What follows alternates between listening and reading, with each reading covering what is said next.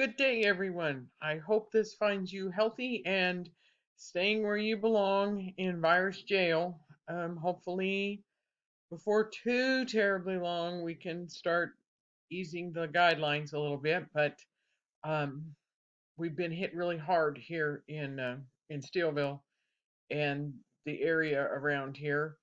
And one of my very good friends right now is in St. Louis on a ventilator fighting for his life. So um, lots of things going on, but um, we'll see what happens, see how this goes.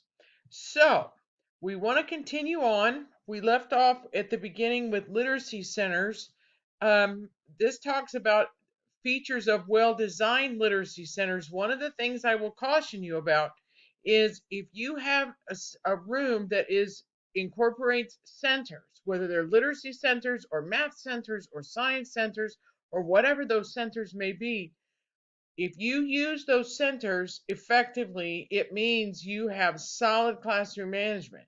If your classroom management is wonky with a big group sitting together in a classroom, literacy centers, I don't care what kind of centers you have, center time is never going to work. So it should be a focal area, immediately visible and inviting to anyone entering the classroom.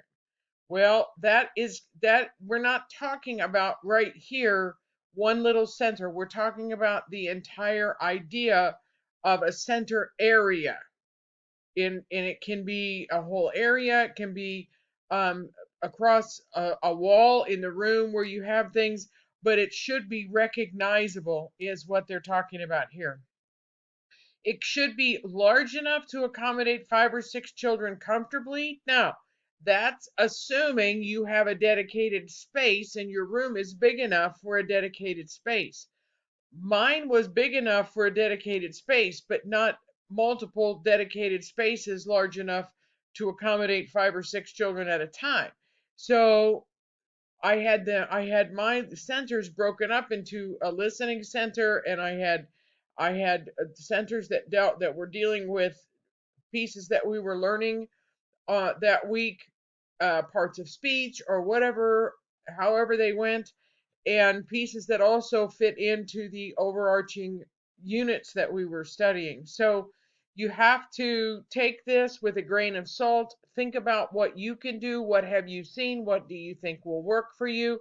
Centers take on the characteristics of the teacher and the students in that classroom. Your centers are not going to look the same year after year after year because your kids are going to change. You're not going to have the same children year after year after year. And therefore, the centers are going to change, their needs are going to change.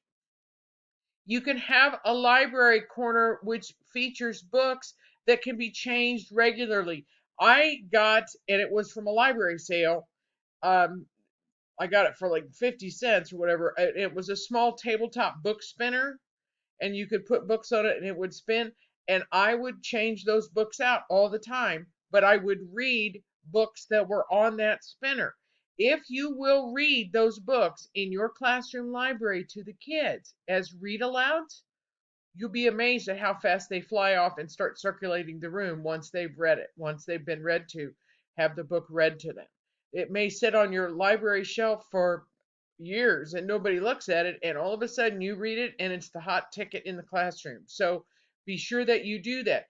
They need to be in a place, the open face shelves or circular wire racks. The racks at open face shelves should highlight books with themes being studied. You can do that. I would pull out books, and I had a big table in the back of my classroom. I had a really big classroom, and I had a big table in the back, and I would have books on that table that dealt with whatever theme we were talking about, whether it was the rainforest or quilts or whatever, the explorers or Columbus or whatever, the pilgrims. I would have books out for those pieces. I would have a spinner rack with stuff, and I had my books in my library corner. Long before the leveling books, where you would level the book to how hard it was or how not hard it was, I used I had to figure out a way because I would have kids picking out a book because they liked the cover and it would be way over their head just for them to read. So what I did with mine was in the corner, on the inside corner, I of the page, I used money stamps, and I would stamp either a penny, a nickel, a dime, a quarter, or half dollar. The pennies were the easy books, the half dollars were the ones that were really hard, that they would probably need help with. So they could gauge how hard the book was that way. It worked for me. I don't know, but it worked for what I needed, and the kids caught on really fast. They knew what was going on. So there you have it. Books in the collection should be shelved by category. I did not do that. I didn't shelve them by category because I could never keep them shelved by category because I was not one who marshaled my classroom library. The vast majority of the books were mine, and I left a lot of them at the school when I left the school, but they were just there. I would pull books out for a theme, but I didn't have them categorized by category because you just can't keep them shelved that way because kids will take them off and put them back and they'll never get them back in the right spot. So, and I wasn't going to worry about that, and I didn't want them to worry about that. I just wanted them to pull the book off and read it. Oops, I didn't mean to do that. So sorry. I meant to do this. My cursor gets in the oddest places. There it is. That I meant to just come on now. There we go. To determine the quality of books needed for classroom, allow 5 to 8 books per child. You can have whatever books. This is just an idea. Now, one of the things that you have to know though is you have to know what's in those books if they're on your shelf, because when you figure out the how to level a book, what grade level, what age, whatever, however you're leveling your book, you can look it up online. It's called the Fry readability test. You can level a book by grade, you can level a book by age. The problem is this: when you level a book, you take into consideration, you find 100-word chunk. You count how many syllables and how many sentences in that 100-word chunk. The fewer the syllables, the more the sentences, because they're going to be little, the lower the reading level. The more syllables, because they're going to be multisyllabic words, the more syllables and fewer sentences, because they're going to be compound and complex sentences, the higher the reading level. What is never taken into consideration is content.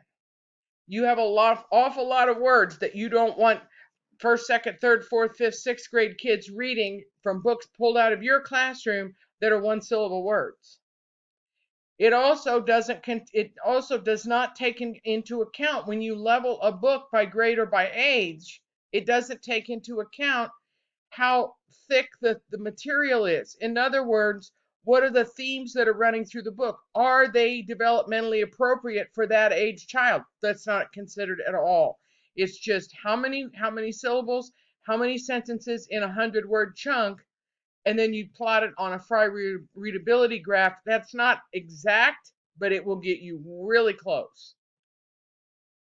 Now, if you have printed books, you can throw in digital books. You can pull in YouTube books. You can pull in all kinds of websites, have books out there that are being read for the children. Do not overlook if you are recording books to be read. Don't overlook the staff at the school, the personnel there, the principal, the secretaries, the cooks, the janitors, the PE teacher, your peers, your colleagues. The kids love to hear the books being read, and they can hear that way more people reading fluently. Digital books offer interactive features such as reading a book aloud to a child. When I was teaching, of course, it was 100 years ago now.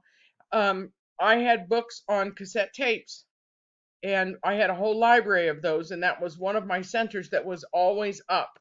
It was always there. Now, my kids, when they were at that center, they listened to those books on tape just because we were listening to books on tape.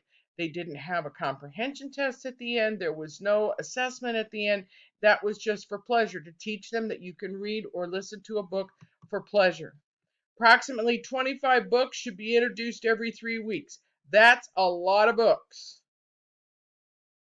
I think ideally, yeah, but teachers don't have the money to go out and buy 25 new books. Or what are you going to do with the books? You can't keep them away from the kids.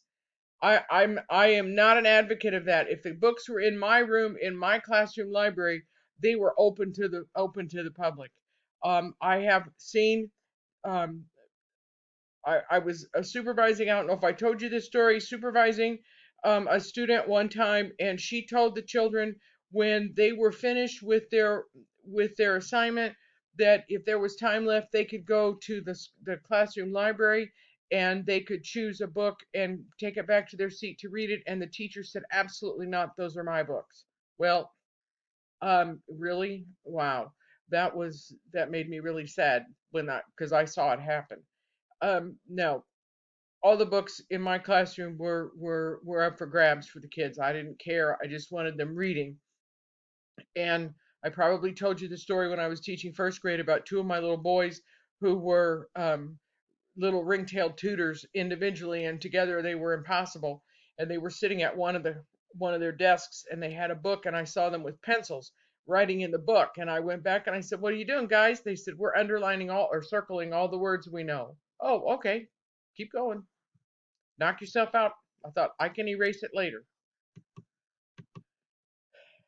Books and material in the corner should appeal to a variety of interests in a span of range of grade levels. Even in first grade, you may need books at the preschool kindergarten level, as well as books at the third, fourth, and fifth grade level. You're going to, even at first grade, you are going to have a huge span of reading levels. It's not going to be as great as it will be by the time they get to fourth and fifth grade. But even at the young levels, remember, I think I told you that my division in first grade was I had one who came in reading the Chronicles of Narnia and another one who couldn't write his name. So that was my span already in first grade. You need a variety up and down grade levels. Picture story books are the most familiar types. Texts are closely associated with their illustrations, so they can use the pictures to help them learn to read. Another way you can do that is wordless picture books. I have one, of course, I would have brought it to class, and it's just called the Red Book. And it just pictures and it tells a story through the pictures, but the kids can write their own story as they look at the pictures, and all the stories may be different. It doesn't matter. It's okay as long as they can use that and work with that. Emergent readers will often find the vocabulary and syntax too sophisticated to read on their own. The syntax is the word order.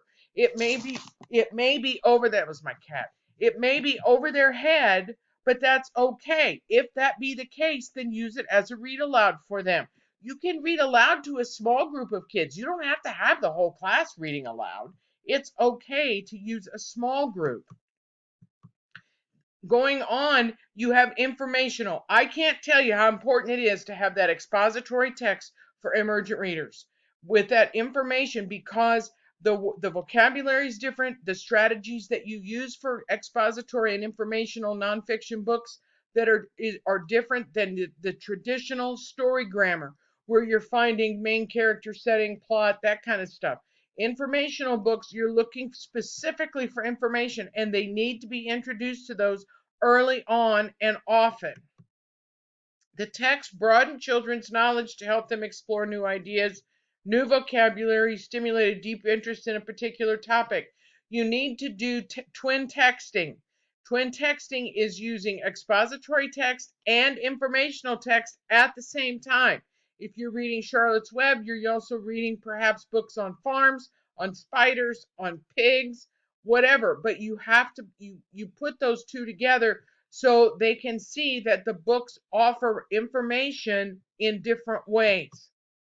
Quality expository text will have a definite structure. We will get into a lot more text structure in the content reading course, but text structure is extremely important in regard to comprehending a text.